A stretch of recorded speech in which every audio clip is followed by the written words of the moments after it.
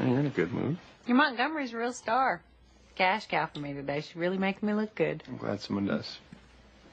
Stop moping. I don't like moping sex. I have a kid with a big head who, as it turns out, has nothing wrong with him.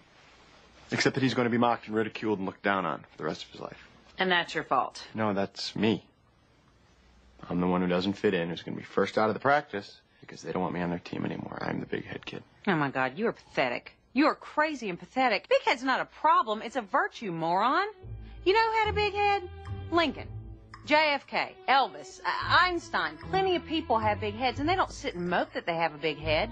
So don't you sit and mope that you're a pediatrician. Do your job, do it well, and screw everyone else.